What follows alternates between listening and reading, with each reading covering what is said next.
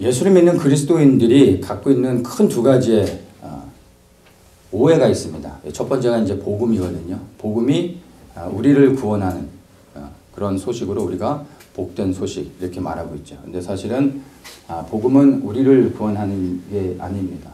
흔히 예수님이 우리를 너무 사랑하셔서 독생자 예수 그리스도를 우리에게 주셨고, 그리고 예수님이 죽기까지 우리를 사랑하셔서 십자가에서 우리의 죄를 사하주셨고 우리를 구원해 주셨다라고 우리는 생각합니다. 그래서 그 복음이 누구를 향합니까? 나를 향하죠.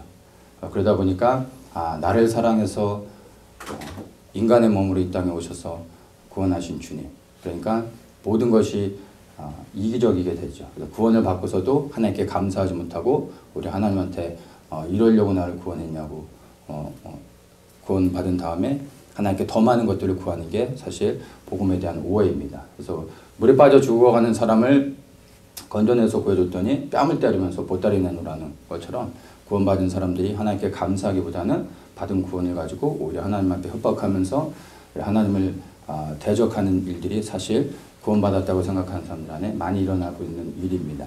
근데 복음은 우리를 구원하는 것이 아니라 이 땅에 더럽혀진 하나님의 이름을 회복하는 게 참된 복음의 메시지인 것입니다. 그 더럽혀진 여호와의 이름을 회복하는 과정 가운데 우리의 구원이 포함되어져 있는 것입니다. 사실은 사이드로 곁다리로 우리는 구원을 받는 것입니다. 우리는 그것만으로도 감사해서 더럽혀진 여호와의 이름이 회복되어지고, 그리고 우리가 빼앗긴 하나님의 그 권세와 영광들을 회복하기 위해서 예수 그리스도께서 다시 오신다는 것. 이것이 참된 복음의 메시지인데, 이것을 바로 깨닫게 되면 구원받은 자가 즉시로 하나님의 편에 서서 하나님을 섬기는 자리로 나아가게 될 수 있는 것입니다. 그래서 이 복음에 대한 오해들을 풀고 구원받은 자가 어떻게 살아야 되는지를 사실은 우리가 바르게 분별할 수 있어야 됩니다. 이게 이제 첫째 가장 큰 오해이고, 두 번째 성경을 읽으면서 또 다른 오해가 뭐냐면 이스라엘입니다. 우리가 이제 이스라엘을 성경에서 읽으면 이스라엘 자체로 읽어야 되는데 이스라엘로 읽지 않고 이스라엘이 멸망을 당하고서 전 세계로 흩어졌었죠. 1948년도에 나라가 회복됐지만 그 전에는 이제 열방에 흩어져서 나라 없이 이제 멸망을 당하고 끝났습니다. 그래서 성경을 읽는 사람들이 이스라엘에 대한 메시지, 이스라엘에 대한 회복을 약속하는 성경의 구절들을 읽으면 이제 이스라엘은 메시아를 버려버렸기 때문에 저주를 받아서 이제는 하나님도 버려버리셨고 이제 이스라엘의 영적인 축복을 우리 교회가 받아야 된다고 생각하며 이스라엘의 그 자리를 우리가 리플레이스한 거죠. 대신해서 이제 교회가 영적인 이스라엘이라고 많이 말을 하고 있습니다. 1948년도에 이스라엘이 건국돼서 회복되어졌음에도 불구하고 여전히 교회가 이스라엘의 자리를 대처하고 있는 것들이 많은 그리스도인들의 생각입니다. 그런데 성경을 읽을 때 그냥 이스라엘은 그냥 이스라엘 그대로 읽어야 되는 것입니다. 이스라엘의 회복을 말씀하실 때는 말 그대로 이스라엘인 것입니다. 우리는 영적으로 우리가 이스라엘이 될 수도 있겠죠. 그런 의미를 가질 수는 있지만 우리가 실제 이스라엘이 될 수는 없는 것입니다. 우리가 그것을 이해해야 됩니다. 그래서 오늘 바로 이제 이스라엘에 대한 얘기를 하려고 합니다. 2017년 12월 6일 날에 역사적인 아주 큰 사건이 있었습니다. 그게 도널드 트럼프의 예루살렘 수도 선언이었습니다.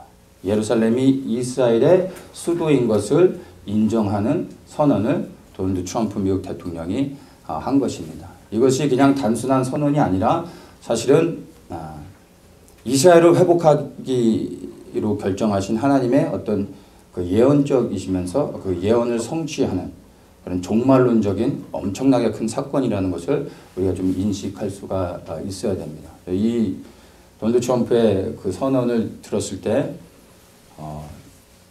많이 놀랐어요. 그리고 좀 이렇게 긴장되면서 심장이 뛰더라고요. 좋기도 하면서 정말 두렵기도 하고. 왜냐하면 이 선언은요, 이스라엘의 회복을 알리는 큰 사인이 되는데, 이스라엘의 회복은 곧 무엇을 의미합니까? 예수 그리스도의 재림을 말하는 것입니다. 그래서 예루살렘을 이스라엘의 수도로 인정한다고 선언한 것은 이제 하나님께서 예루살렘을 회복하기로, 그러니까 이스라엘의 온전한 회복을 결정하셨다는 것을 온 세상에 공표하는 것입니다. 그래서 예루살렘과 이스라엘이 온전히 회복되어질 때 그리스도의 나라, 그리스도가 통치하는 하나님의 나라가 이 땅에 이루어지는 것이죠. 그러면 이제 인류의 역사는 끝나게 되는 것입니다. 이 선언을 통해서 이제 그 시간이 정말로 다가오고 있는 것입니다. 마지막 남은 성경의 예언이 예루살렘, 이스라엘의 회복을 말하는 것인데 바로 그 역사를 이제 하나님께서 시작하기로 결정하셨다라는 것을 우리에게 알려주시는 것입니다. 그래서 주 여호와께서는 자기의 비밀을 그종 선지자들에게 말하기 전까지는 보이지 않고서는 아무 일도 행하지 않는다고 분명히 말씀을 해주셨죠. 그래서 선포하시고 그 다음에 하나님의 뜻을 이루어 가십니다. 이게 하나님이 일하시는 방식이죠. 먼저 말씀하시고 그것을 성취하심으로 하나님이신 것을 스스로 증명하시면서 하나님의 영광을 스스로 나타내시는 것입니다. 그래서 항상 말씀하시고 그것을 이루어 가시는데 이번에 있었던 그 선언은 굉장히 의미 있는, 그러니까 마지막 성경에 남은 예언을 성취하기로 하나님께서 결정하셨다라는 굉장히 중요한 선언이라는 것을 우리가 이제 알 수 있어야 됩니다. 개인적으로 저는 기도하면서 그 도널드 트럼프를 하나님께서 북한의 문을 여는 그 통로로 사용하시겠다라는 감동을 주셨습니다. 그래서 도널드 트럼프가 이제 미국의 대통령이 되겠구나 생각을 했는데 하나님께서 도널드 트럼프를 미국의 대통령으로 세우신 본질의 목적은요, 북한이 아니라 사실 이스라엘의 회복을 위해서 하나님께서 구별돼서 다른 곳에서 하나님께서 뽑아오셔가지고 세우신 것입니다. 그래서 바로 도널드 트럼프의 예루살렘 수도 선언은 하나님께서 도널드 트럼프를 정말로 고레스와 같이 기름 부어서 사용하고 계시다라는 것을 확증하는 사건이 되는 것입니다. 그래서 정말 지금 현재까지 도널드 트럼프를 하나님이 사용하고 있음을 우리가 이제 이해할 수 있어야 됩니다. 앞으로 도널드 트럼프의 역할이 어디까지 진행이 되어질지, 어떤 역할들도 하게 될지는 우리가 기도하면서 분별해 보아야 합니다. 그런데 지금 현재까지 도널드 트럼프가 하는 모든 그 말했던 공약들을 실행하고 있는데 그 실행되고 있는 모든 공약들을 보면 하나님이 기뻐하시는 것입니다. 특별히 이스라엘의 편에 서서 하고 있는 이 모든 것들을 하나님이 기뻐하신다는 것을 알아야 됩니다. 그래서 현재까지 도널드 트럼프는 정말 하나님이 고레스로와 같은 기름 부심으로 사용하고 있다는 것에 대해서 조금도 의심할 필요가 없고, 그래서 우리가 더욱더 도널드 트럼프를 위해서 기도해야 됩니다. 도널드 트럼프 대통령이 예루살렘 수도 선언을 하고 나서 곧바로 유엔에서 이제 연합국들이 이제 모여가지고 반대 표결을 했죠. 우리는 미국의 도널드 트럼프 대통령이 예루살렘을 이스라엘의 수도로 인정하는 것에 반대한다라는 공식적인 그 성명서들을 냈습니다. 그리고 대부분의 나라가 다 반대했습니다. 기권한 나라도 있었지만 사실 기권은 하나님이 보실 때는 반대인 것입니다. 그러니까 하나님이 보시는 잣대는 좌아니면 우죠. 차든지 뜨겁든지 중간은 없습니다. 그래서 도널드 트럼프 편에 서지 않으면 다 반대가 되는 거죠.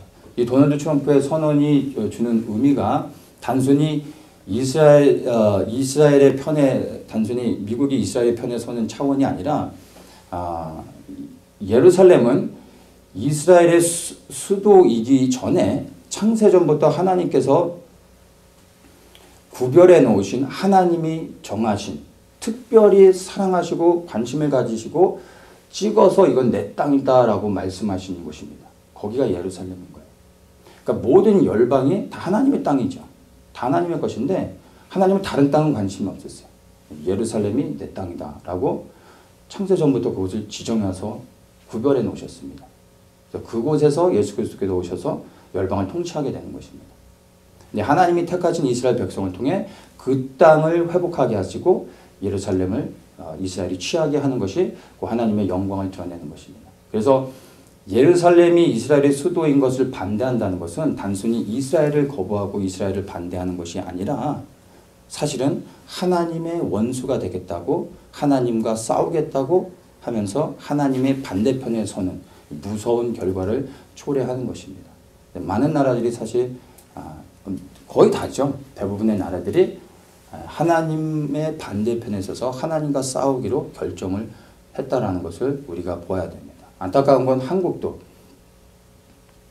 하나님의 편에 서지 못하고 하나님과 대적하는 편에 섰다는 것이 안타까운 것입니다. 오직 미국만이 이스라엘의 편에 서서 이스라엘을 보호하고 지켜주기로 결정을 했습니다. 그러니까 하나님께서 보실 때 미국을 얼마나 사랑하시며 그 도널드 트럼프 대통령을 하나님께서 얼마나 기뻐하실지를 생각해 볼 수 있어야 됩니다. 그래서 이 예루살렘의 수도 선언이 주는 그 의미가 단순히 눈에 보여지는 그 어떤 땅의 문제가 아니라는 것을, 영적인 의미들을 우리가 분별해서 일단은 이해하는 것이 굉장히 중요합니다.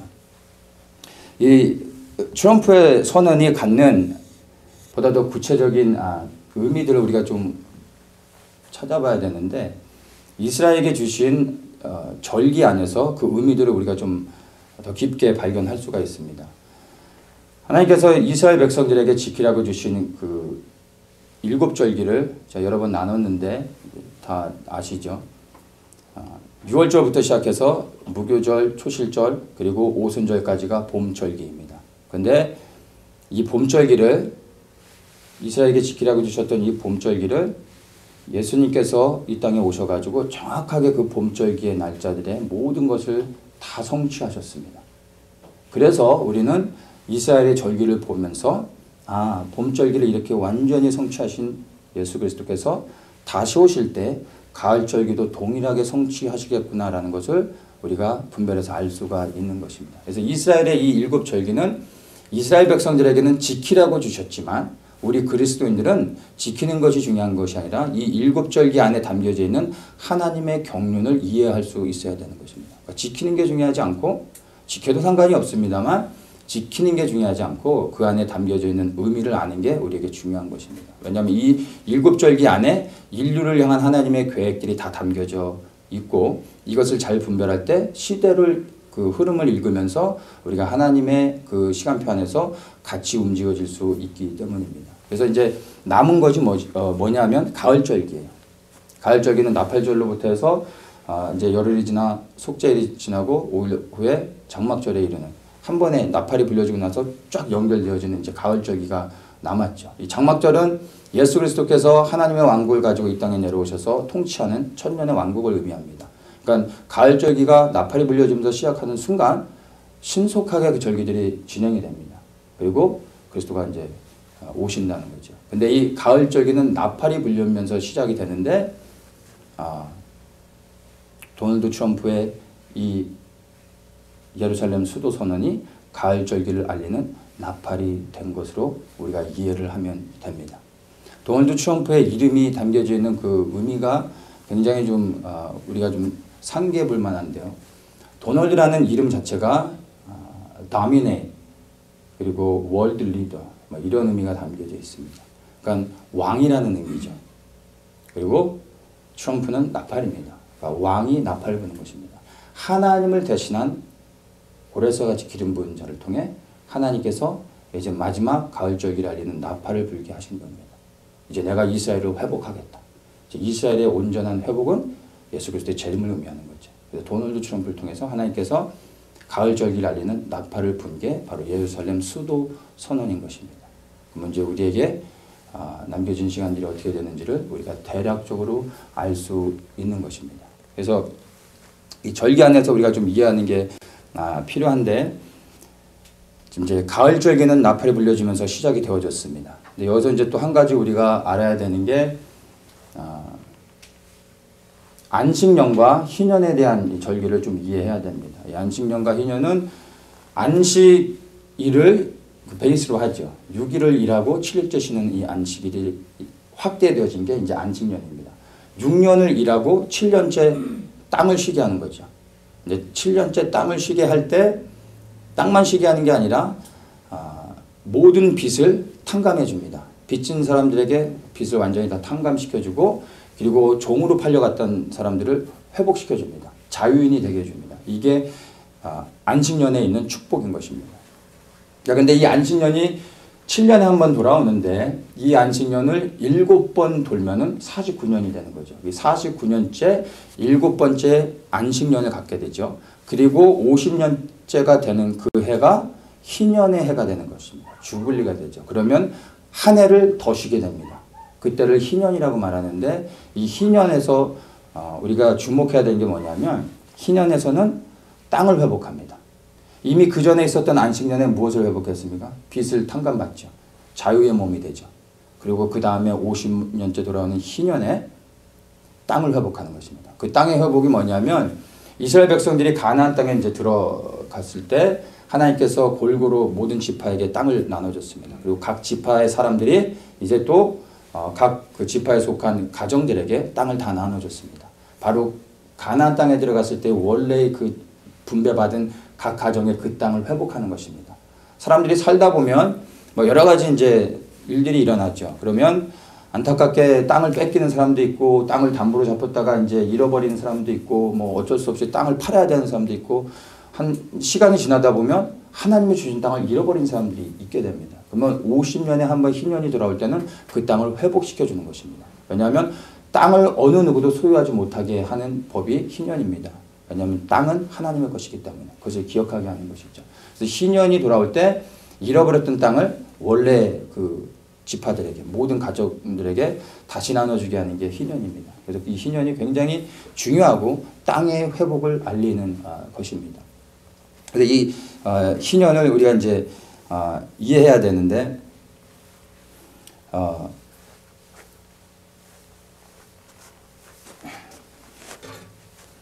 최근에 들어서 몇 번에 걸친 그 희년과 연관되어진 사건들이 있었습니다. 그것을 좀 한번 보겠습니다.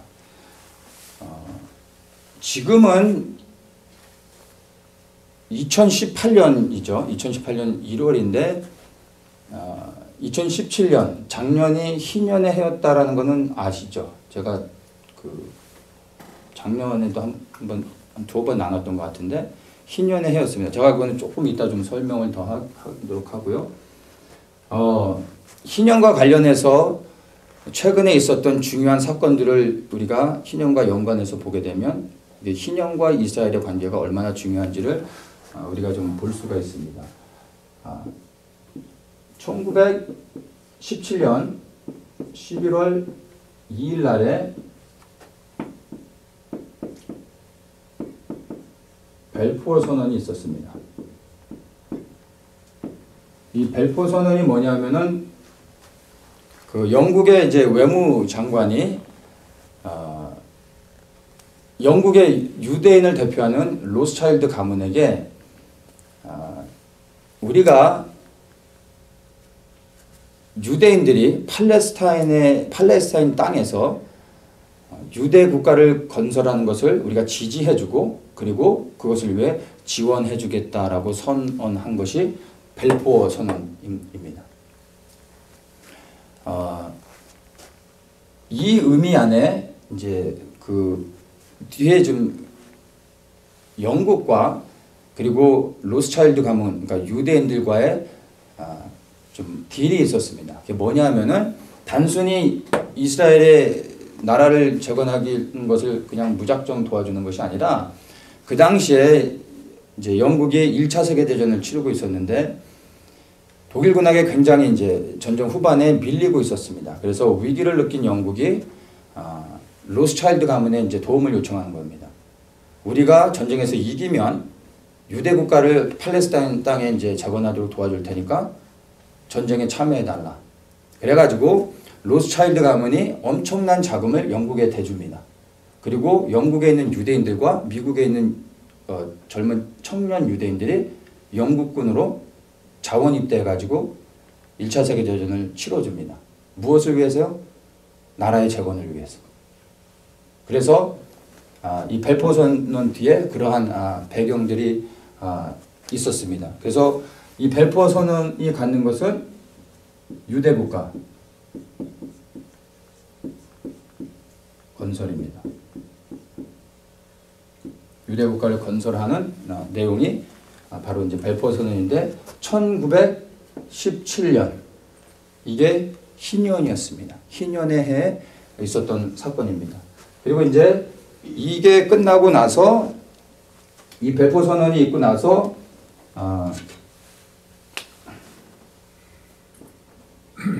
1948년에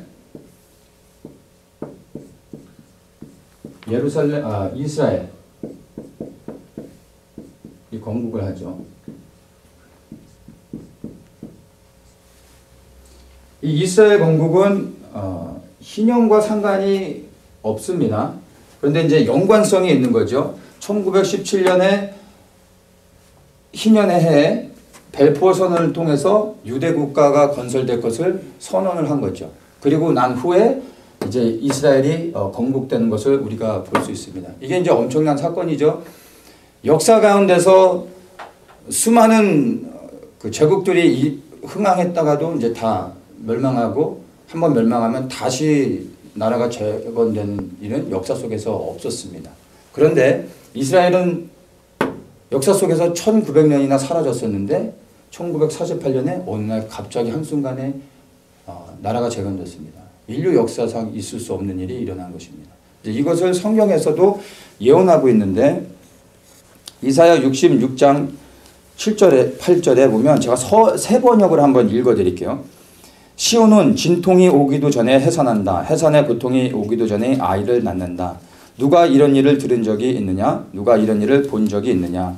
나라가 어찌 하루에 생길 수 있으며 민족이 어찌 한순간에 태어날 수 있겠느냐? 그러나 시온은 진통이 오자마자 아이들을 낳았다. 놀라운 연애 성취죠. 하나님께서 한순간에 하신 것입니다. 무엇을 통해서? 벨포어 선언을 통해서. 당시에 영국은 전 세계를 대표하는 왕의 나라였습니다. 대영 제국. 그래서 영국에서 해가 질 때 영국이 가지고 있는 가장 많은 식민지를 가지고 있었죠. 영국에서 해가 질 때 영국의 식민지에서는 다른 대륙에서 해가 뜨는 거예요. 그래서 대영 제국을 해가 지지 않는 나라라고 했었죠. 그래서 이 당시만 해도 영국이 전 세계의 왕의 나라였던 것입니다. 그래서 영국을 통해서 하나님께서 선포하게 하신 겁니다. 이스라엘을 회복하시겠다라는 것을. 그리고 실제로 이스라엘이 이제 벨포어 선언이 있고 나서 48년에 회복이 되었습니다. 이 벨포어 선언이 있고 난 이후로 유대인들이 유럽에 살고 있었던 수많은 유대인들이 팔레스타인 땅으로 돌아가게 됐습니다. 그전에는 거의 팔레스타인 땅에 살고 있지 않았습니다. 소수의 유대인들만 살고 있었는데 이 벨포어 선언이 선포되고 난 후에 이제 이스라엘 백성들이 유대인들이 나라를 재건할 수 있다는 소망을 가지고 팔레스타인 땅에 엄청나게 돌아가서 그 땅에서 이제 엄청나게 많은 사람들이 살게 됐습니다. 그 이후로. 그래서 그것이 베이스가 돼서 1948년에 나라를 재건할 수 있게 되어졌던 것입니다. 이 벨포어 선언이 있었기 때문에. 이게 희년의 해에 일어난 사건이고요. 자, 그 다음에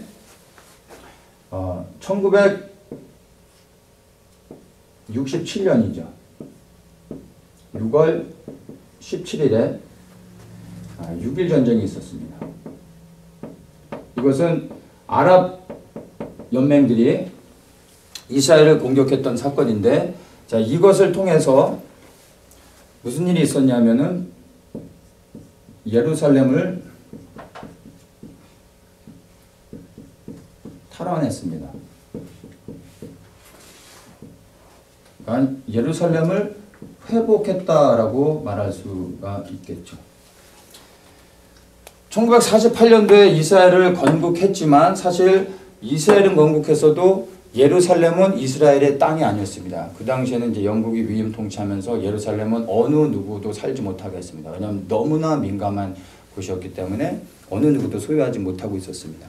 그래서 이스라엘이 건국이 됐는데 이스라엘에 예루살렘이 빠졌다는 것은요, 사람은 있는데 심장이 없는 것과 마찬가지인 것입니다. 그래서 하나님께서 1967년, 이때가 희년의 해입니다. 똑같이 50년에 한 번 돌아오는 희년이죠. 이 희년의 해 67년에 6.1 전쟁을 통해서 예루살렘을 회복하게 하셨습니다. 이 전쟁을 통해 이스라엘이 합법적으로 이제 예루살렘을 갖게 된 것입니다. 국제법상 나라 간의 전쟁이 있어서 이긴 나라가 땅을 갖게 됩니다.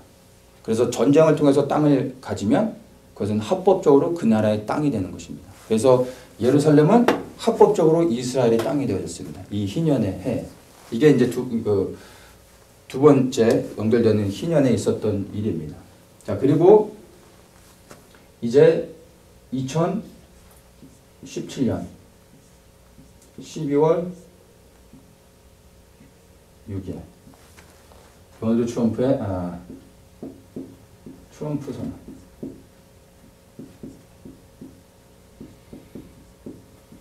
트럼프 선언을 통해서 이제 예루살렘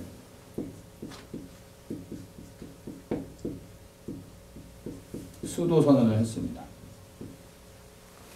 그러니까 지금 보면은 이스라엘도 회복했고 예루살렘도 회복했습니다. 근데 예루살렘까지도 회복했음에도 불구하고 전 세계 모든 나라들이 예루살렘을 이스라엘의 수도로 인정해주지 않고 있습니다. 이 말은 곧 예루살렘이 지금 이스라엘의 합법적인 땅인데도 불구하고 모든 세계가 예루살렘이 이스라엘의 수도가 아니라고 하면서 부정하고 있다는 것은 이스라엘의 정체성을 거부하는 겁니다. 그것은 곧 하나님의 그 나라를 세상이 거부하고 있는 것과 동일한 의미입니다. 그래서 아직까지 이스라엘이 완전히 회복됐다고 말할 수가 없는 것입니다. 세상이 부정하고 있기 때문에. 그래서 하나님께서 도널드 트럼프의 선언을 통해서 이제 모든 세상의 열방의 나라들이 이제 예루살렘이 이스라엘의 수도인 것을 인정하게 함으로 인하여 하나님께서 이스라엘의 왕이신 것을 이스라엘을 통해서 드러내기 원하신다는 겁니다. 그것이 이제 담겨져 있는 영적인 의미입니다. 자, 이 세 가지들을 이제 연결해서 보면은 다 희년의 해에 정확하게 발생했습니다. 1917년, 1967년, 그리고 2017년 이렇게 연결돼서 2017년에 그 희년이 70번째 맞이하는 희년입니다. 그래서 더욱더 의미가 있습니다. 70번째 맞이하는 희년에 도널드 트럼프가 예루살렘의 수도 선언을 했다는 것이 굉장히 큰 의미가 있는 것입니다. 70이라는 숫자가 완전의 충만입니다. 70이 딱 되어지는 순간 모든 것이 완전해지는 것입니다. 충만해지는 것입니다. 다 채워진 것입니다. 더 이상 필요 없는 것입니다. 그래서 이스라엘과 연관해서 70이라는 단어를 쓸 때는 이제 채워지는 것입니다. 그것은 곧 끝났다라는 의미를 갖고 있습니다. 그래서 예루살렘이 회복될 때 70년 만에 돌아오게 되죠. 그리고 솔로몬 성전이 무너지고 제2의 스룹바벨 성전이 다시 세워지기까지 정확하게 70년이 걸렸습니다. 그리고 70번째 맞이하는 희년에 도널드 트럼프를 통하여 예루살렘을 이제 수도로 선언하고 있습니다. 그래서 이것은 70번째 그 희년은 마지막 희년이 될 수 있는 것입니다. 그래서 제가 개런티할 수는 없지만 이 의미들을 볼 때 우리가 그렇게 해석할 수 있는 것입니다.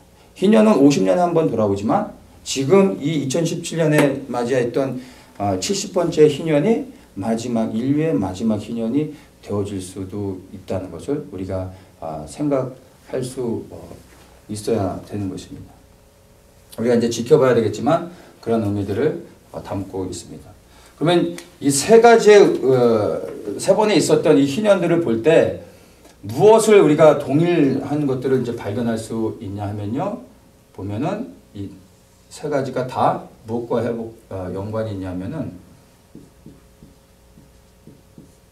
땅의 회복입니다.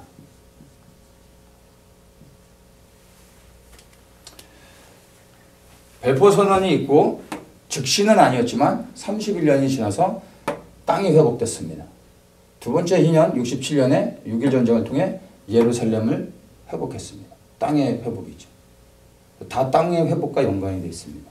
그럼 도널드 트럼프의 이번에 70번째 맞이하는 희년에는 무슨 회복이 있을까요? 이것을 얘기하기 이전에 제가 그러니까 희년에 대한 것을 우리가 좀 정확히 이해를 좀 해야 되는데요. 위에 좀 그려놨는데 지금이 여전히 희년의 기간인 것을 아시나요? 네, 많은 분들이 이제 지금 희년이 끝난 걸로 이해를 하고 계세요. 지금도 희년의 기간입니다. 이스라엘 백성들이 출애굽하는 그 달을 하나님께서 새 해로 주셨습니다. 새 달이 됐죠. 그게 니산월이 되는 겁니다. 출애굽해서 애굽에서 나오는 그 달이 새 달이 됐어요. 그걸로부터 해가지고 1년을 카운트하는 게 이스라엘의 칼렌더입니다.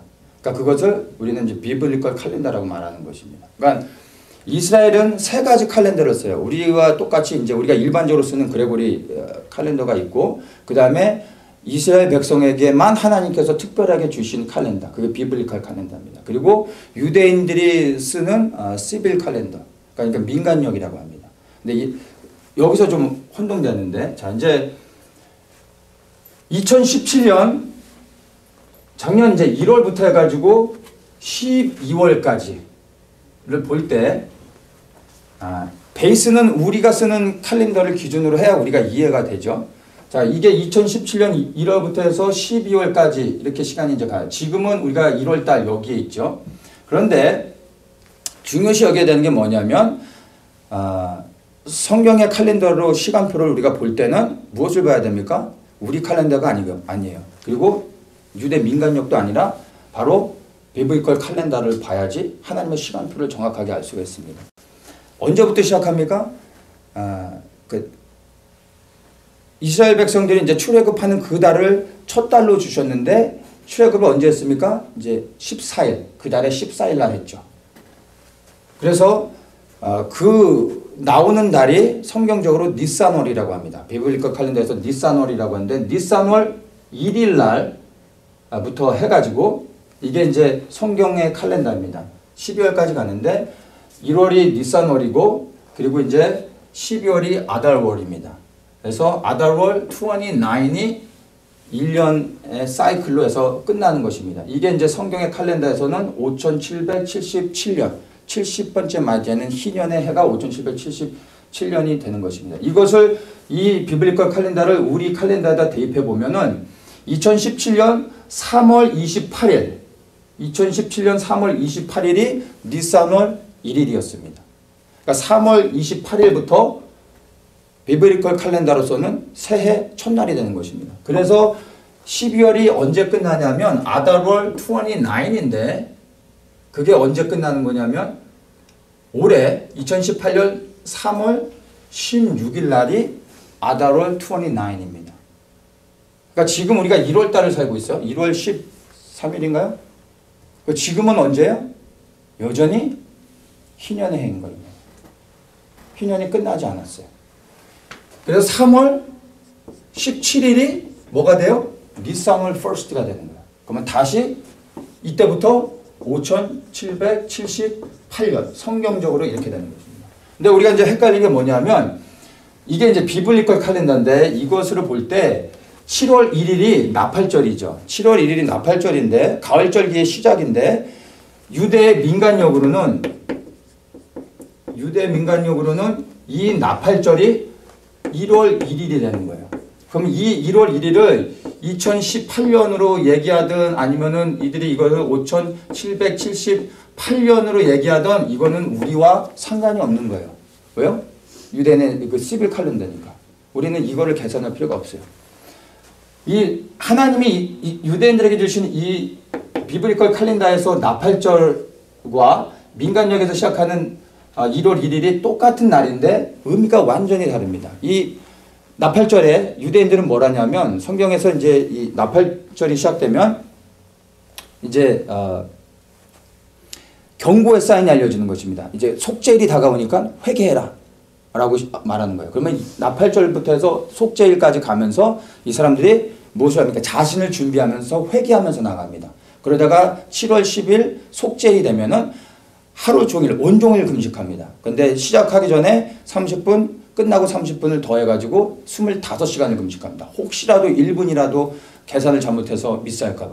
그래서 이 속죄일 때, 자기를 이렇게 슬프게 하지 않으면은 그 백성에서 끊쳐버리겠다고 저주를 하셨습니다. 그러니까 그때는 완전한 금식으로 들어가야 되는데, 시작이 나팔절부터 되는 거예요. 그래서 나팔이 딱 불려지기 시작하면은 유대인들은 이제 하나님 앞에 회개하며 나가야 되는구나 하고 두려워 떨게 됩니다. 그게 이스라엘 백성에게 주신 절기의 의미인데, 이 절기 나팔절 때 유대 민간력에서는 뭘 합니까? 새해가 시작됐어요. 축제를 벌리고 술 마시고 노는 거예요. 그러니까 완전히 다른 거죠. 그러니까 하나님이 우리에게 주신 것은 나팔이 불리면 회개의 자리로 돌아가야 되는 거예요. 심판이 다가오고 있기 때문에. 그런데 유대 민간인들은 뭐래요? 술을 마시고 흥청거리면 노는 거예요. 그래서 유대인들의 민간욕은 우리가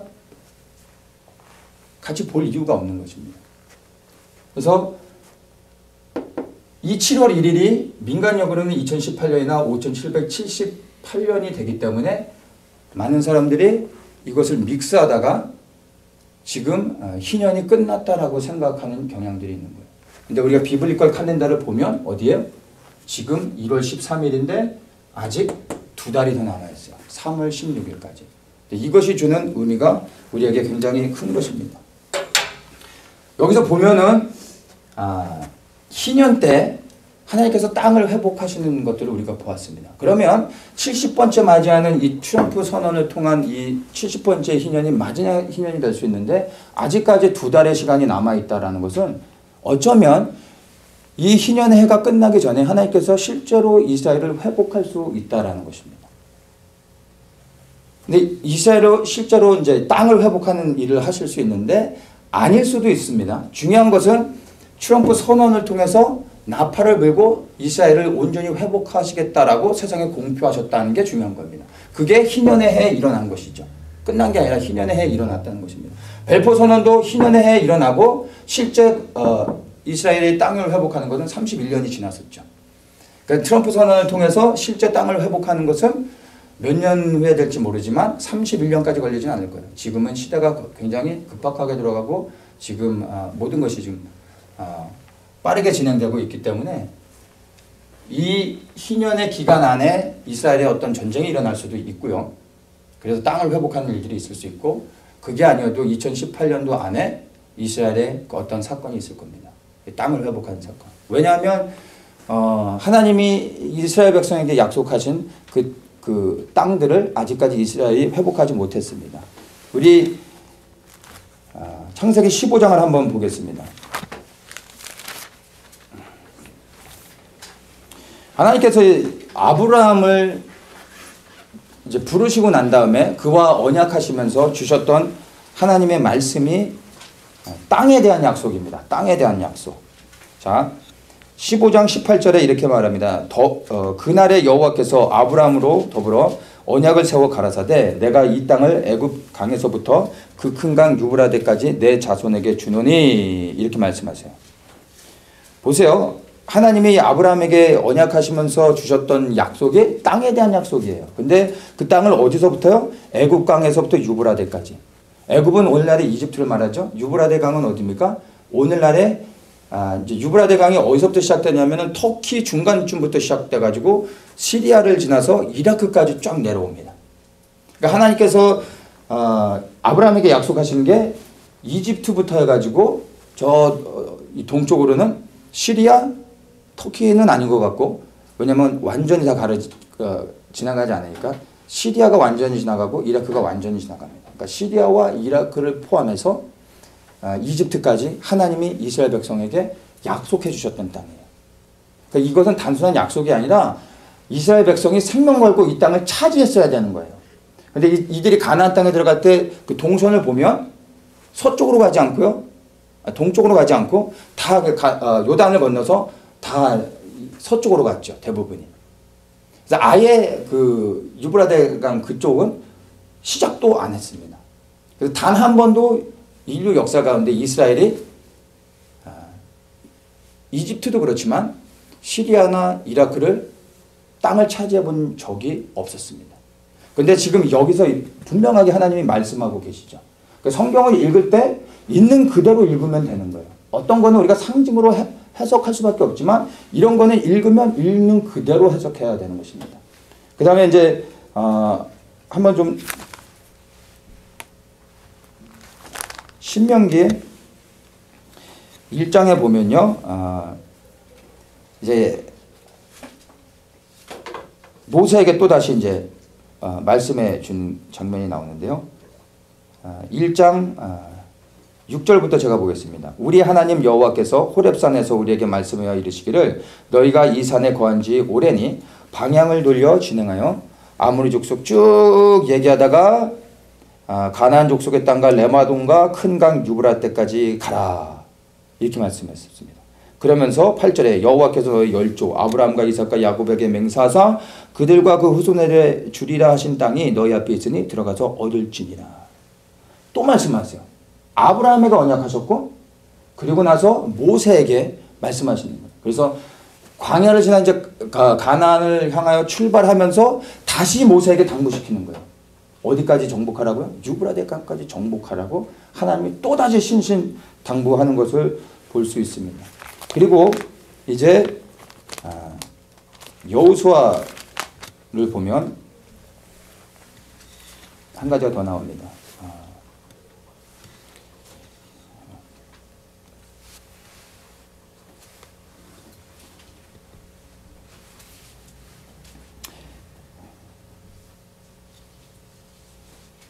4절입니다. 여호수아 1장 4절. 곧 광야와 이 레바논에서부터 큰 하수 유브라데 이르는 해쪽 속에 온 땅과 또 해지는 편 대해까지 너희 지경이 되리라. 이 말씀은 누구에게 하고 있냐면은 여호수아에게 하고 있는 거예요. 아브라함에게 하셨고 그리고 이제 출애굽해서 가나안을 향하고 있는 모세에게 말씀하셨고 그 다음에 모세를 지나 이제 그 다음 지도자인 여호수아가 이제 가나안을 정복하는 이 시작하는 시점에 하나님께서 또 다시 여호수아에게 말씀하신 거예요. 유브라데까지 취하라. 그러니까 하나님이 주신 거예요. 그러니까 이것은 단순히 선물로 주신 게 아니라 그 땅은 내 것이니까 너희들이 취해서 내 나라를 이렇게 회복해라. 이 말씀을 하신 것이죠. 그런데 단 한 번도 이스라엘이 시리아 땅까지 회복한 적이 없다라는 것입니다. 그래서 도널드 트럼프의 선언은 동일하게 이 컨셉으로 보면 땅에 대한 회복을 말해주고 있는 것입니다. 그래서 분명히 이 땅에 대한 회복이 있을 겁니다. 이 땅에 대한 회복이 있어야 그리스도께서 오시는 것입니다. 왜냐하면 이것을 언약하셨기 때문에 하나님이 말씀하셨기 때문에 이것을 성취하고 나야 예수 그리스도께서 오실 수 있는 것입니다. 그래서 이것이 어떻게 성취되어질지는 우리가 또 지켜봐야 됩니다.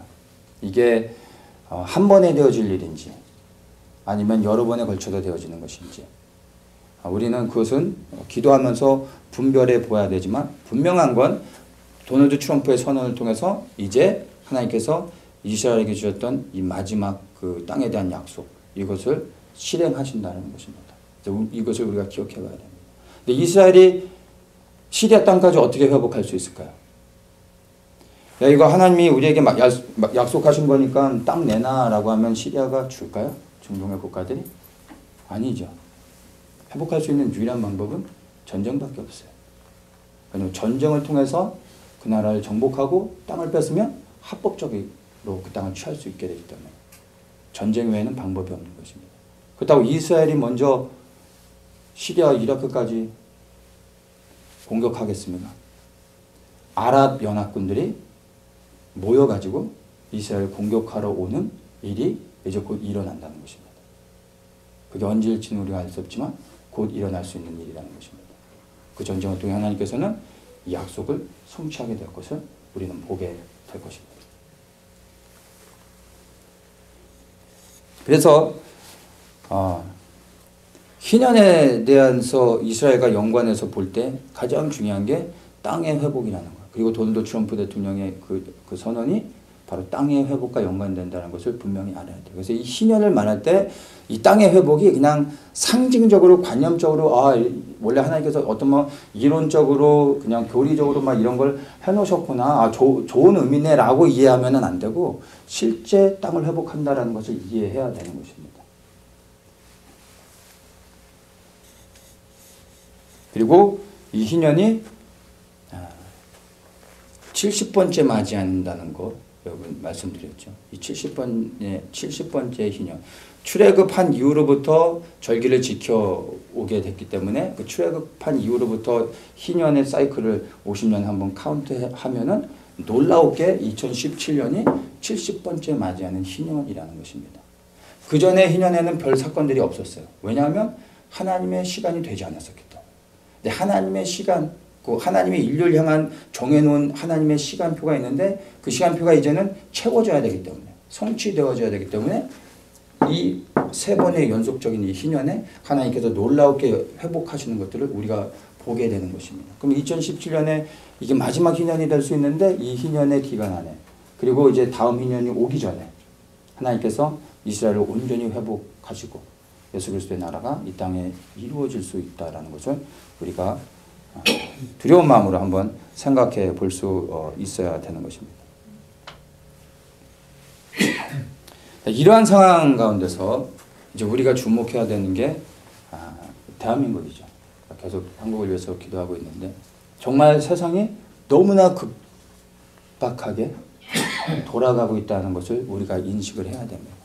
지금 트럼프 선언은 하나님께서 이제 급하게 하나님의 계획들을 뜻을 정하시고 이제 하나님의 마지막 성경 속에 기록되어 있는 마지막 예언의 성취를 위해서 하나님께서 시작을 알리는 나팔을 불었는 겁니다.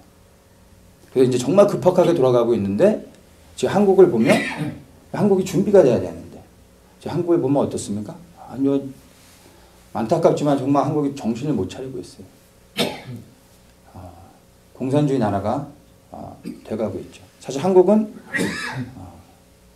죽었어요. 자유민주주의 대한민국은 제가 볼 때 사망을 당했습니다. 다시 회복시킬 수 있는 시간이 생각보다 얼마 많이 남지 않았어요. 정말 이런 시점에 한국이 일어나야 되는데 안타까운 거는 하나님께서 대한민국에게 수도 없이 많은 기회를 주셨어요. 자유 통일을 이룰 수 있는, 복음 통일을 이룰 수 있는, 평화 통일을 이룰 수 있는 수많은 기회와 시간을 주셨습니다. 근데 한국이 스스로 버려버렸어요. 왜요? 배부르기 때문에. 그냥 이게 편하기 때문에. 만족스럽기 때문에. 북한의 동포들이 어쨌든 우리가 살아가고 있는 것들을 계속해서 유지하고 싶어서 대한민국 스스로 버려버렸습니다. 한국 교회가 버려버린 것입니다. 그래서 정말 지금 이 시점에서는 하나님의 마지막 시간표가 이제 인류를 향한 마지막 시간이 카운트 됐습니다. 그러면 머지않은 시간에 이스라엘의 전쟁이 있고 그리고 나면은 다니엘서 9장에서 말하는 마지막 한 이대가 움직여지게 됩니다. 그게 인류 역사의 마지막 시간이 되게 되는 겁니다. 그게 언제 되어질지는 아직 우리가 알 수 없지만 곧 되어질 수 있는 일이라는 겁니다. 정말 세상이 급박하게 돌아가고 있는데 이런 시점에서 대한민국이 이제 마지막 복음의 관문을 열어내야 되죠. 북한을 열어내는 게 대한민국의 사명이에요. 말씀드렸지만 이스라엘부터 출발한 복음이 열방을 돌아서 지금 태평양을 건너 대한민국, 아시아의 끝 대한민국으로부터 해서 이제 복음의 영광이 올라가는 거예요. 그래서 북한을 지나 중국 그리고 아랍권을 지나 예루살렘 동문을 향해서 들어가 하나님의 영광이 그 성전에 임하는 것입니다. 그러면 그 성전에서부터 하나님의 생명수가 열방 가운데 흘러가며 온 나라가, 온 세상이 회복되어지는 거예요. 그래서 이 마지막 그 복음의 행진의 시작이 대한민국에서부터 열어져야 됩니다. 북한을 열어내는 것이죠. 그게 대한민국의 사명인데 지금 북한은 준비되어 있죠. 하나님께서 고난을 통해서 거룩한 성도들을 준비시켜 놨는데 한국이 다 무너져 있는 상태입니다. 그래서 지금 이 상황들을 보면 하나님께서는 이제 곧 북한을 여실 겁니다. 한국이 준비되든 안 했든 예전에 너무나 많은 기회를 주셨음에도 불구하고 이제 한국이 스스로 거부했기 때문에 하나님께서 이제 한국과 상관없이 북한의 문을 곧 여시게 될 겁니다. 왜냐하면 하나님의 영광이 통과해야 되고 하나님의 정하신 시간표 안에 하나님의 모든 계획들을 이루어야 되기 때문에 이제 북한은 어떤 식으로든 열려야 됩니다. 그래서 지금 이제 한국이 정말 중요한 게 시간이 없어요. 제가 볼 때는 마지막 유일하게 남은 딱 하나의 가장 좋은 시나리오는 이겁니다. 될 수 있는 대로 이제 모여야 돼요. 모든 국민들과 기도하는 하나님의 사람들이 밖에 나와서 이제 모여야 됩니다. 그리고 외쳐야 되고 그리고 함께 모여 기도하면서 하나님의 은혜를 구하면서 이제 태극기 집회를 통해서든 뭘 통해서든 모이는 일이 있어야 됩니다. 그렇게 모이게 되면 한국의 언론들은 완전히 다 그 썩었고 좌파에 묶여 있기 때문에 그 보도들을 안 해주겠죠. 그러나 이제 요즘은 이제 인터넷 세상이고 스마트폰으로 그냥 전 세계에 일어나는 일들을 실시간으로 다 보잖아요. 외국의 외신들이 한국의 상황들을 보도하게 됩니다. 외국의 좌파와 한국의 좌파는 다릅니다. 조건 앞으로 얘기하면 외국의 좌파가 그래도 낫습니다. 한국의 좌파하고는 질이 다릅니다. 그래서 한국에서 이제 이러한 국민들이 전 국민이 다 일어나면 외신들이 보도하게 됩니다. 그러면 그 외신들이 보도하는 것을 국민들이 스마트폰 통해 다 알게 되죠. 그러면 한국의 언론들이 말을 안 할 수가 없습니다. 국민의 뜻이 무엇인지를 말하기 시작합니다. 그러면 이제 대학생들이 움직여져야 돼요. 대학생들이 움직여야 되는 이유가 지성인이죠. 이 지성인들이고 이 친구들은 젊잖아요. 그리고 처자식이 없어요. 물불 안 그리고 그냥 움직일 수 있어요. 그냥 가슴에 빡 뜨겁게 뭔가가 딱 들어오면 그냥 목숨 걸고 움직일 수 있는 사람들이에요. 그래서 이 청년들이 움직여지면 지성인들이 움직여질 때 대한민국의 이제 그 기성 세대들이 그 흐름 안에 같이 갑니다. 누군가가 이제 뒤에서 그 청년들이 조직을 만들고 누군가가 이제 그 청년들이 운동을 할 수 있도록 자금을 대주는 일들이 있어야 되겠죠. 그러면 청년들이 일어날 때 전 국민이 함께 합니다. 제가 생각할 때는 한국의 대다수의 국민들이 나라를 지금 염려하고 있어요. 근데 이게 언론 통해서 드러나지 않을 뿐이지.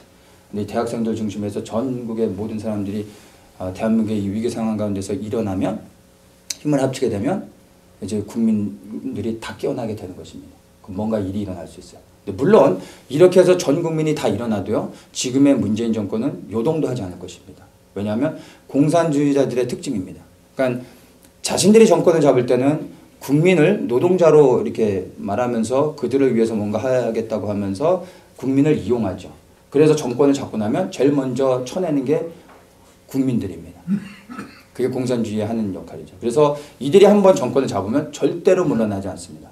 죽을 때까지 물러나지 않습니다. 이렇게 물러나나 저렇게 물러나나 물러나는 순간 그들은 끝나기 때문에 절대로 물러나지 않을 겁니다. 그래서 대학생을 중심으로 해서 전 국민들이 일어났을 때 무엇을 기대할 수 있냐면 유일한 희망은 군대입니다. 그 군인들이 대한민국의 국민들이 무엇을 원하고 있는지를 알게 되는 것입니다. 그러면 군인들 가운데 박정희와 같은 사람이 일어나서 용기를 내서 대한민국을 바꿔버릴 수 있습니다. 쿠데타 외에는 다른 방법이 없습니다. 이게 대한민국의 가장 그나마 나은 시나리오가 되는 것입니다. 근데 이거를 하지 못하면 한국과 북한은 나눠지게 됩니다. 북한의 문은 반드시 열립니다. 곧 열립니다.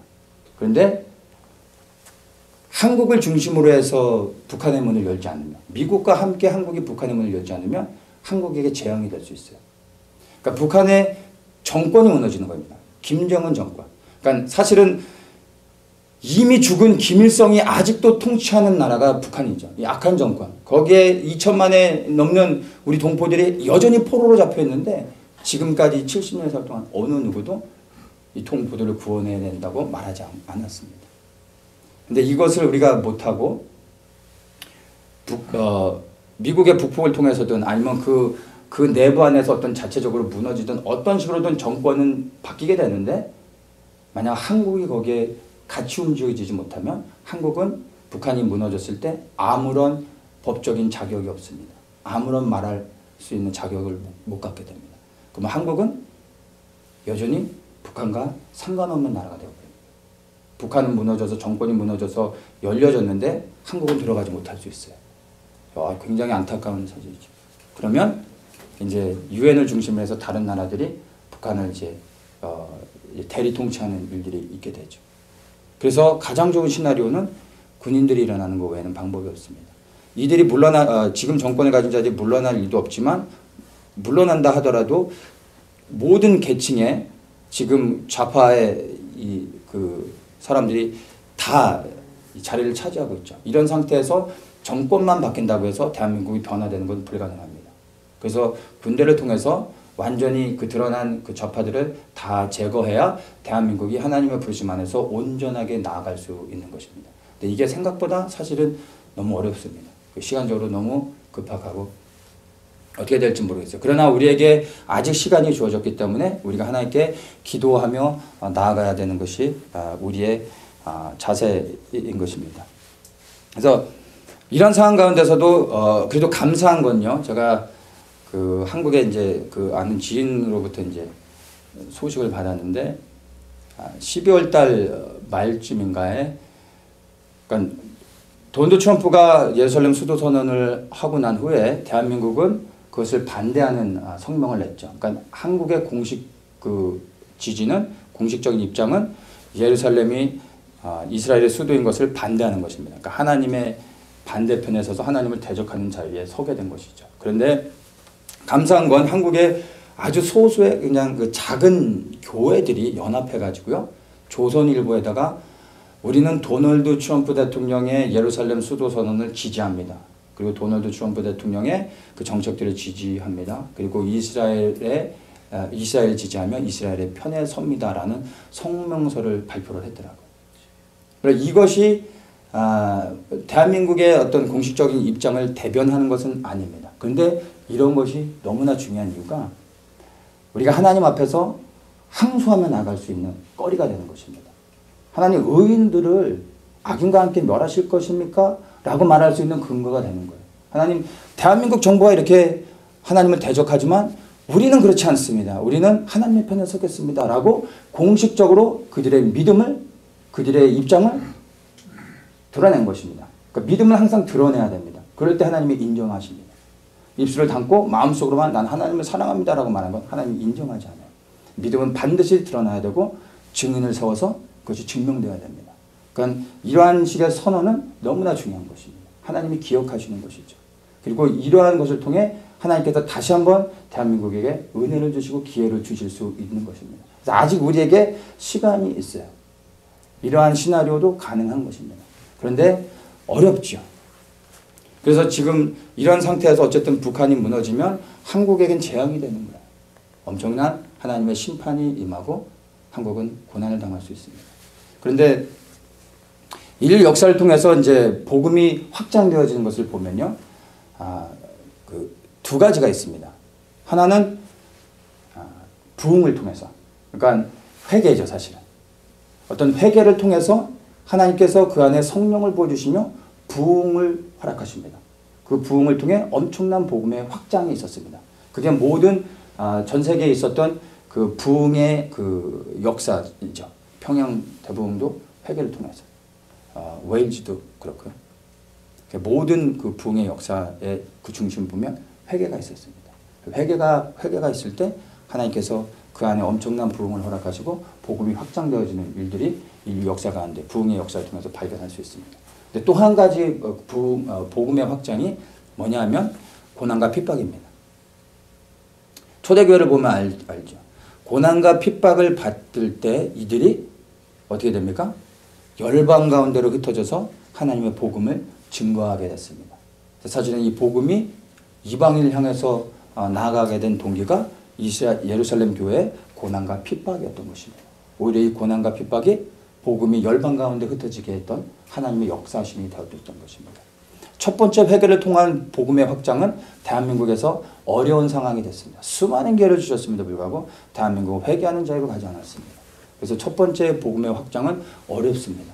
제가 생각할 때는 두 번째, 바로 대한민국에 임하는 환난과 고난, 그리고 기독교인들 향한 핍박을 통해서 하나님께서 오히려 복음의 확장을, 하나님의 뜻을 이루어 가실 수 있습니다. 바람 빠진 공을 갖다가 벽에다가 힘껏 던지면요, 어떻게 됩니까? 벽에 딱 닿는 순간 그냥 떨어져 버립니다. 바람이 빠졌으니까. 그런데 그 바람 빠진 공에다가 이 바람을 가득 넣었어요. 팡팡하게 넣었어요. 그리고 그거를 벽에다가 힘껏 던져보세요. 어떻게 되죠? 그 반동에 의해서 공이 벽에 맞고서 엄청나게 튕겨져 나갑니다. 복음의 생명을 가진 자들이 있으면요, 이 생명을 가진 자들이, 예수 그리스도의 복음의 생명을 가진 자들이 고난과 핍박을 받는 순간 그 반동으로 인해서 엄청난 복음의 확장이 있는 것입니다. 그 초대교회를 통해서 우리가 보았던 거고, 한국이 국가적으로 하나님을 대적하는 자리로 지금 가고 있지만 좀 전에 나눴던 것처럼 개별적으로 조그만 교회들이 우리는 하나님의 편에 섭니다 라고 말하면서 오히려 어둠이 가득한 곳에서 빛을 드러내는 사람들이 생겨나는 거죠. 예전에 화날 때는요, 촛불이 빛으로 드러나지 않아요. 밝은 데 하나서 촛불을 켜보세요. 빛이 아니에요. 껌껌한 어둠이 짙은 곳에도 촛불을 켜보세요. 엄청난 빛이 비춰지는 거죠. 예전엔 빛이 아니었던 것처럼 보였던 사람들이 어둠이 깊어지니까 빛으로 드러나는 것입니다. 그리고 오히려 이제 이런 고난을 통해서, 위기를 통해서 하나님의 편에 서는 사람들이 이제 완전히 나눠지는 거예요. 하나님의 편에 서게 될지 아니면은 악한 자들과 세상 속에 포함될 건지 완전히 나눠지게 됩니다. 그래서 하나님의 편에 서는 소수지만 하나님이 기뻐 받으시는 하나님의 사람들이 대한민국에 세워지고 있습니다. 아니, 하나님께서 그들을 세워가고 있습니다. 그래서 대한민국 정부를 통해서가 아니라 이렇게 하나님 앞에 헌신되어진 사람들을 통해서 하나님께서 그분의 뜻을 이루어 가시는 것을 우리가 보게 될 수 있는 것입니다. 그래서 한국 땅에 전쟁을 통해서든 어떠한 것을 통해서든 한국 땅에 고난과 핍박이 있을 겁니다. 그러나 그것은 오히려 하나님의 복음을 확장시키며 그 복음의 행진을 뚫어내는 역사가 있게 될 것입니다. 한국에서부터 북한으로, 그리고 북한으로부터 해서 어디까지 올라갑니까? 중국. 그래서 중국으로 가게 되면 중국의 지하교회가 지금 문화혁명 이후로부터 가장 극심한 고난과 핍박을 받고 있습니다. 중국교회가. 유례가 없는 핍박을 지금 받고 있는 게 지금 중국 지하교회의 실종입니다. 근데 이 중국교회가 이 고난과 핍박을 받을 때 이들이 어디로 튕겨져 갈까요? 흐름을 보면 한국과 북한이 이제 치고 올라가죠. 복음을 가지고 이제 올라가죠. 그러면 동쪽은 바다예요. 위쪽은 러시아죠. 밑에도 바다예요. 어디로 갑니까? 서쪽, 예루살렘을 향해서 갈 수밖에 없어요. 방향은 거기 하나밖에 없습니다. 한국과 북한에서 복음의 행진이 폭발적으로 일어나면 중국에서는 다 어디로 가요? 서쪽으로, 예루살렘을 향하게 합니다. 그래서 이슬람까지 뚫어내는 거죠. 그러면 거기에서는 무슨 역사가 있습니까? 하나님께서 직접 이스라엘을 회복하는 역사가 도널드 트럼프 선언을 통해서 우리가 봤지만 하나님이 직접 하십니다. 이스라엘의 회복은 이방인들이 하는 게 아닙니다. 우리는 기도로서 그 길을 준비할 뿐이지 이스라엘의 회복은 하나님이 직접 하십니다. 왜냐하면 이스라엘은 하나님의 택한 구별한 백성들입니다. 이들은 하나님으로부터 직접 듣지 않으면 아무것도 하지 않습니다. 그래서 이방인들이 이스라엘의 구원을 이룰 수 없습니다. 하나님이 직접 만나주십니다. 그들의 눈을 직접 열어주시고 그들이 집단적으로 예수가 메시아임을 고백하게 만드실 것입니다.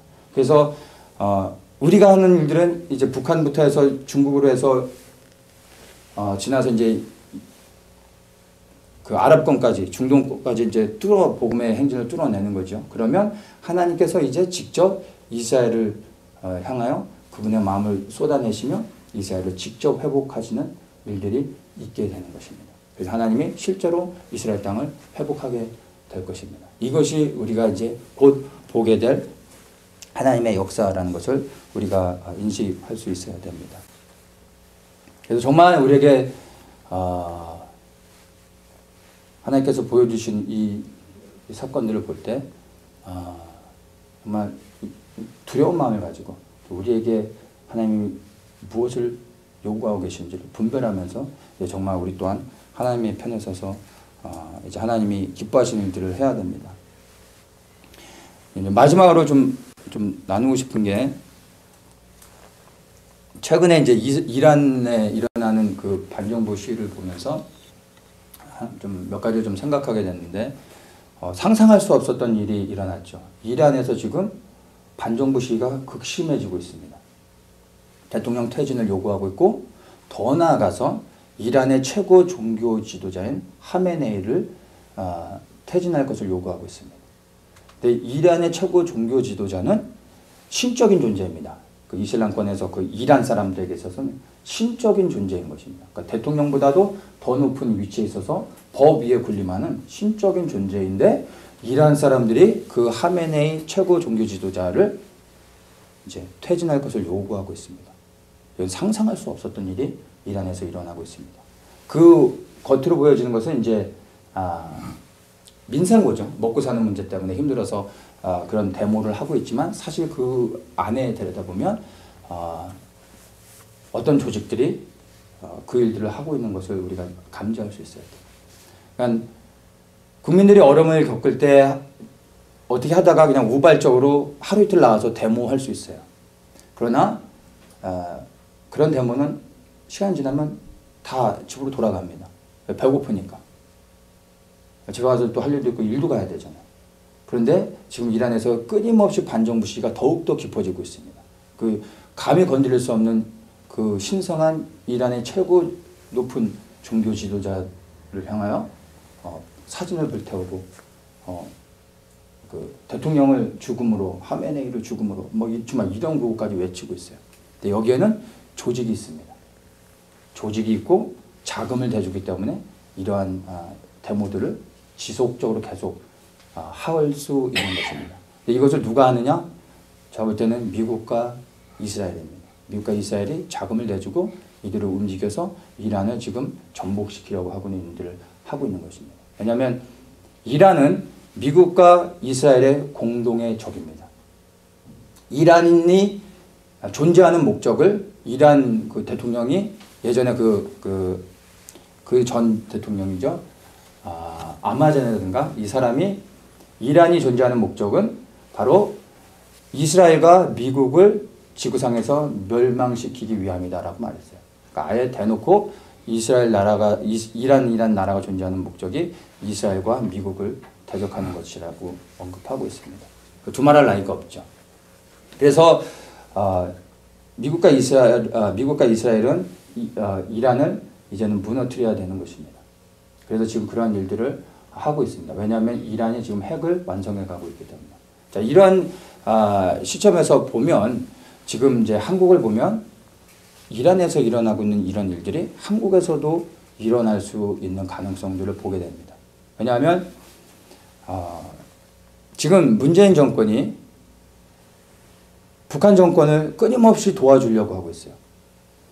그러니까 지금 북한이 핵을 만들어 가고 있는데 뭐라고 공식적으로 선언을 했냐면은 야, 이 핵은 남한을 향한 게 아니다. 우리 미국을 향한 거다. 라고 말하고 있어요. 그런데 문재인 정권은 북한을 보호해 주고 있어요. 그것을 미국에서 볼 때 어떨까요? 얼마나 괘씸할까요?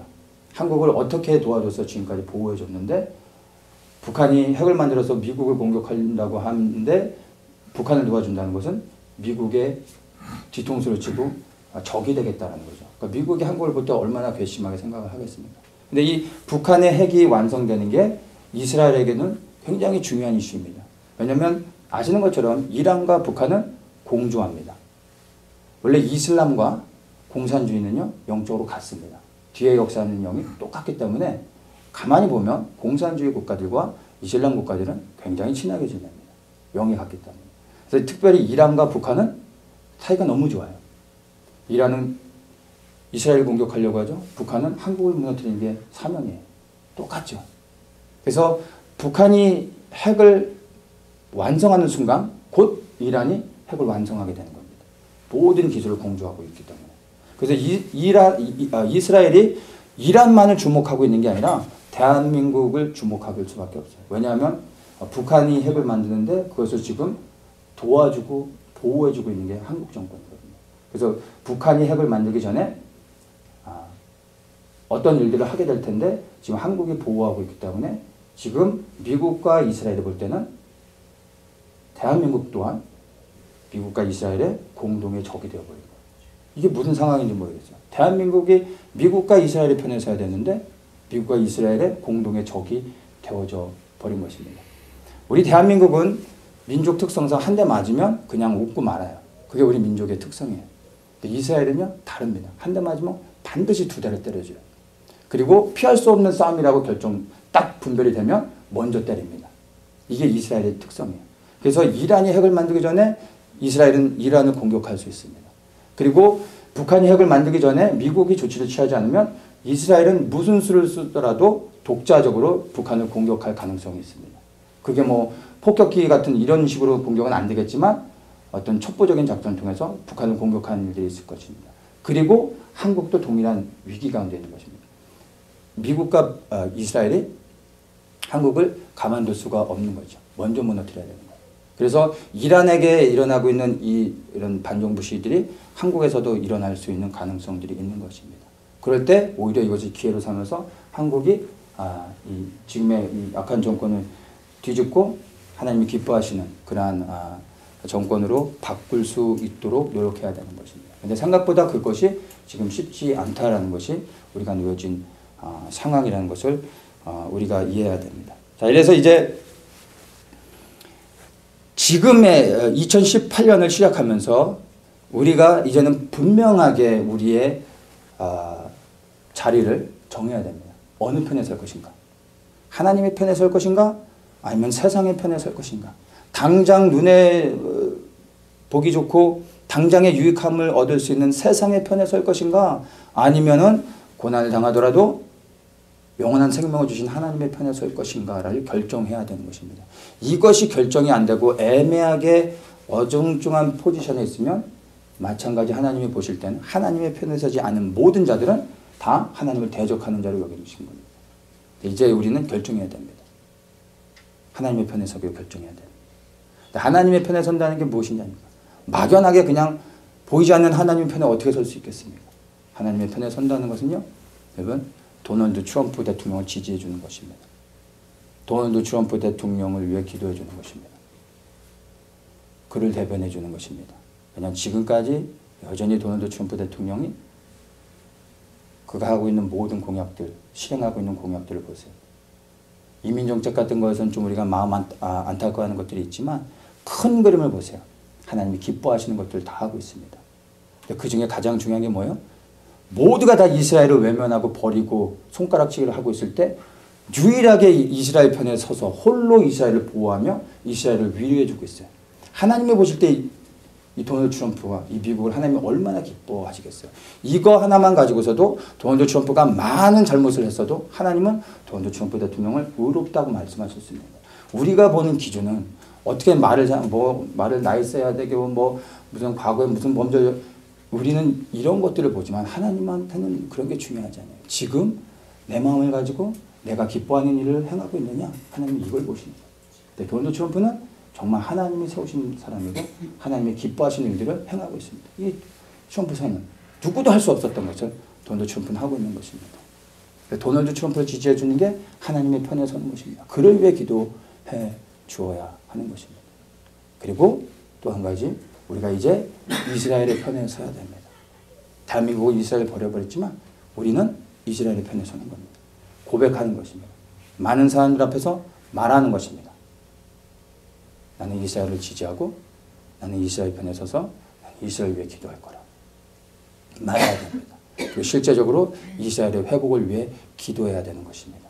왜냐하면 그것이 하나님 마음 안에 있는, 하나님이 정말로 회복하기 원하시는 하나님의 계획이기 때문에 우리는 이제 이스라엘 편에 서서 동일하게 이제 하나님의 그 열방을 향해서 이제 마지막으로 성취해 가시는 그 큰 흐름 안에서 우리는 동일하게 같이 움직일 수 있어야 됩니다.